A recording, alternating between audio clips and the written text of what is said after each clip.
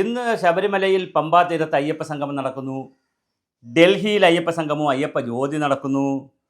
അത് ഡൽഹിയിൽ നടത്തുന്നത് പിന്നെ ഡൽഹി അയ്യപ്പ ഭക്ത സംഗമവും അയ്യപ്പ ജ്യോതിയും ഇന്ന് ശബരിമലയിൽ പണത്തിൻ്റെ പേരിൽ ഭക്തവേടത്തിലേക്ക് സംസ്ഥാന സർക്കാർ നടപടി അപലപിക്കുക, നാമജപം നടത്തിയ ഭക്തർക്ക് കള്ളക്കേസുകൾ പിൻവലിക്കുക, ശബരിമല ദേശീയ തീർത്ഥാടന കേന്ദ്രമായി സംരക്ഷിക്കുക എന്നിവ ഉന്നയിച്ചുകൊണ്ട് അയ്യപ്പ ഭക്തരായിട്ടുള്ള വിശ്വാസികളായിട്ടുള്ള അയ്യപ്പ ഭക്തരാണ് ഡൽഹിയിൽ സമരമല്ല സംഗമം നടത്തുന്നത്.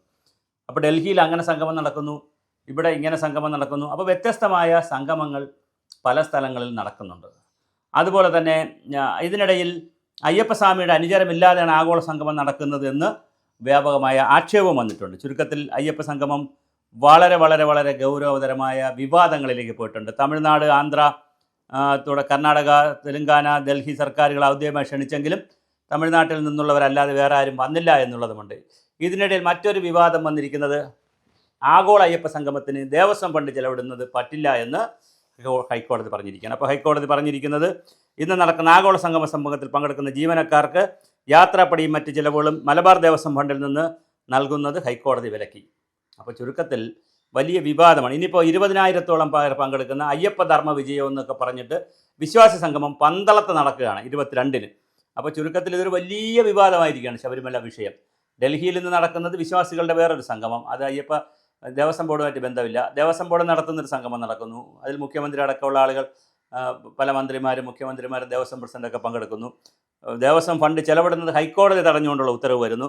അങ്ങനെ ചുരുക്കത്തിൽ വിശ്വാസി സംഗമം, അയ്യപ്പ സംഗമം എന്ന് പറയുന്നത് വളരെ വലിയ വിവാദങ്ങളിലേക്ക് ചെന്ന് പോയിട്ടുണ്ട്.